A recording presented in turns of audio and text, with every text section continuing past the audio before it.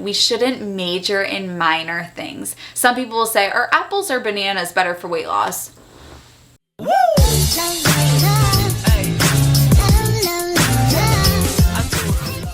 Hello my honeys, it's Emmie. If you're new to the channel, welcome. My name is Emmie. I'm a nutritionist and the creator of the Slim on Starch program, where you work with me as well as a nutrition coach and a mindset coach so that you can lose weight and discover food freedom on a starch-based, plant-based diet. So if you're interested in that, go ahead to healthyemmie.org or just click the link in the down bar so that you can apply to work with me and my team. Also, make sure that you hit subscribe, you turn on the notification bell so that you can be notified every time I'm uploading a new video, which is every Wednesday and Saturday. Today I am answering some of the most commonly asked questions about a starch-based, plant-based diet. So I went to Instagram, and if you're not following me on Instagram, I post on that every day. I didn't actually swear. Here's the real clip. I post on that every day. So I posted on Instagram story, asked you guys what questions that you have, and these ones were the most common. So let's go ahead and get into them. All right, how many calories should I be eating? Honey, the reason why you come into this diet is because you don't want to be counting calories. Do not count calories. Do not waste your time counting calories. I might make a whole video about this, but did you know that the FDA allows a 20% margin of error when companies post how many calories a certain food has? So let's say that you read that a banana has 100 calories. So you weigh that banana down to the gram and you say 100 calories. It says 100 calories.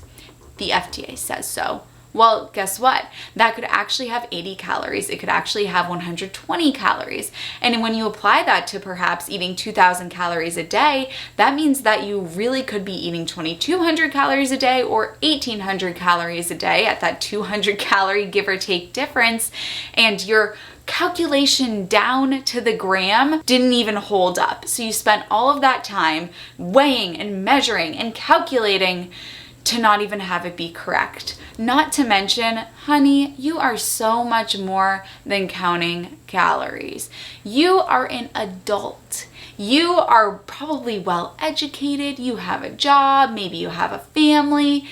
You have hopes, dreams, talents. You're a smart person. If you are watching my video, you are a smart person. You are somebody who can do research, understand things, implement them in your life. You don't need to be doing the arithmetic that a 10-year-old can do. You are more than that, and you shouldn't waste your time doing that. On this diet, you don't need to count calories. If you know how to properly build your plate, if you are eating starches, vegetables, fruits, and legumes, and you're eating enough vegetables, that is key, then you don't have to count calories, because it's very difficult to overeat on these foods when you are properly building your plate and you're getting balanced servings of your starches, your vegetables, your fruits, and your legumes.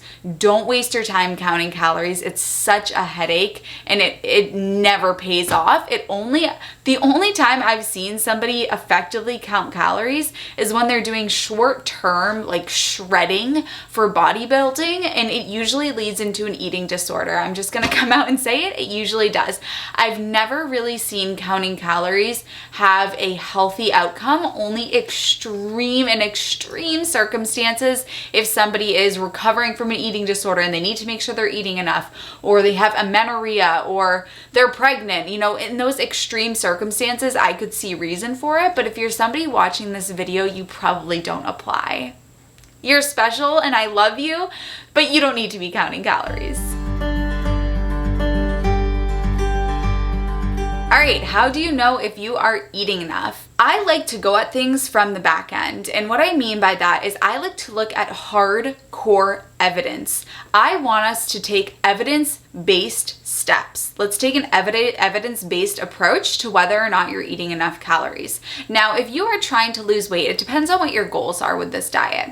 If you're trying to lose weight, you actually aren't technically going to be eating enough calories to maintain your weight, because what you want your body to do is be in a caloric deficit so that it pulls from the fat stores on your body. So technically, if your goal is to lose weight, then you're not eating eating enough food. And so if you're losing weight, you're in a caloric deficit. If you're maintaining weight, you're in a caloric balance. And if you're gaining weight, you're in a caloric surplus. So to know whether or not you're eating enough, if you are trying to maintain weight, if you're not looking to lose weight and you are losing weight, simple, you're not eating enough. Perhaps your hair is falling out or you've lost your period. Those are signs that you're not eating enough. If you are trying to lose weight and you're losing weight, then you are actually meeting your goal of being in a caloric deficit. But what's so great about this starch-based diet is that you don't realize you're in a caloric deficit because you get to eat such large quantities of food.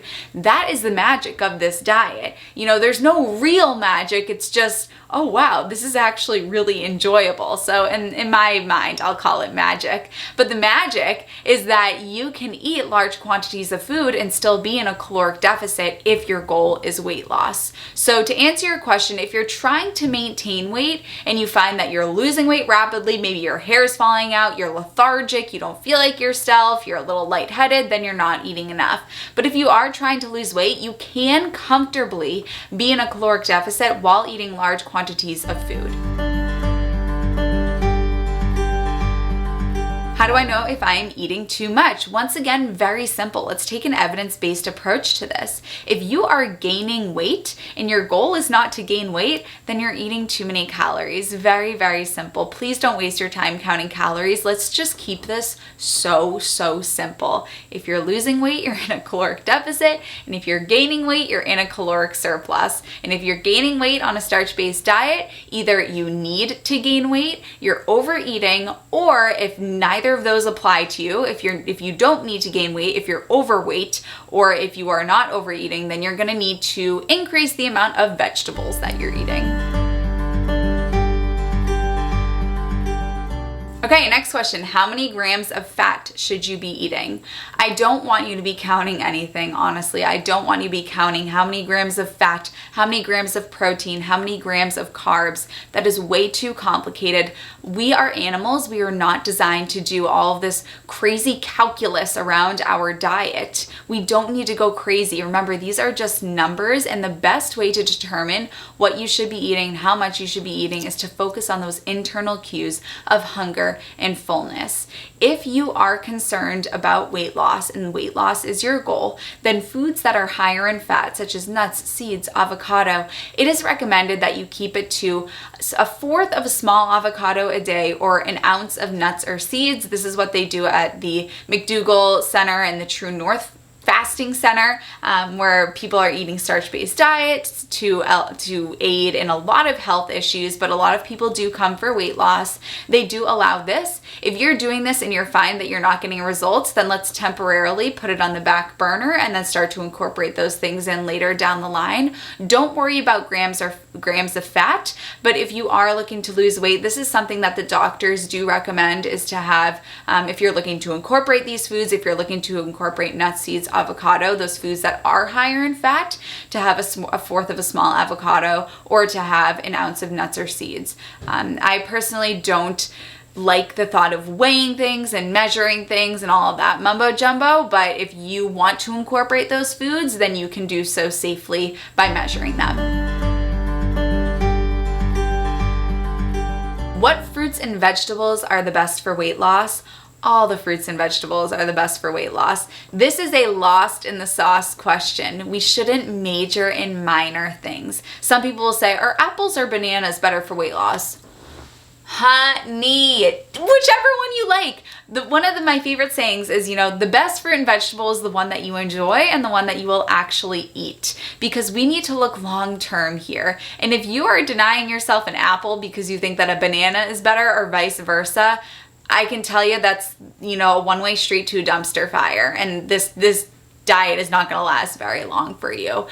It is important that we eat foods that we enjoy on this lifestyle, and that is a very diet weight loss focused approach to this. Something that I always say is that when health is our focus, we lose weight as a side effect. But when weight loss is our focus, we lose health as a side effect. Go back and play that again if you need to hear it again. Oh, you didn't? I'll say it again. When health is our focus, we lose weight as a side effect. But when weight loss is our focus, we lose health as a side effect. I literally coined that one day in a check-in with my clients, and I was like, that is the smartest thing that has ever come out of my mouth. Please do not value one vegetable over another. That is like, I won't even entertain that. I'm sorry, I'm literally not even gonna entertain it. Like, I'm done. I'm done with that. No one vegetable is better than another. How much exercise should you do for weight loss? Now, if you saw the interview with my client, Kristen, if you haven't, you gotta watch it. It's so good. But my Slim on Starch client, Kristen, she is a tiny little girl. She's 5'2", and she went from 134 pounds to 109 pounds. She absolutely killed the game. And she says at the end of the interview, she goes, guess what exercise I did? And she was coming from a very, diet-driven past. And she said, I used to be the girl that would go on the treadmill for 2 hours and I couldn't lose weight. And then she came to Slim on Starch and she goes, guess what I did? I walked for 20 minutes every day. Exercise is not shown to be a reliable, sustainable method for weight loss. So I don't prescribe any exercise to my clients. Do I think that exercise is healthy? Yeah, honey, I do it every day. I think that it is cardiovascular health is so important, not to mention the benefits that you get psychologically, emotionally, mentally. It's just so healthy to engage in exercise. And so I do recommend movement. Animals should be in movement. We shouldn't be sitting on our bums all day. I would not prescribe exercise for weight loss. I think the best exercise for weight loss is to push your grocery cart around the produce section. I hope that you guys enjoyed this video. If you want more videos like these where you ask me questions and I answer them, I'm happy to do it. Leave any questions that you have below and I'll answer it in my next one. Bye, my honeys. Mwah.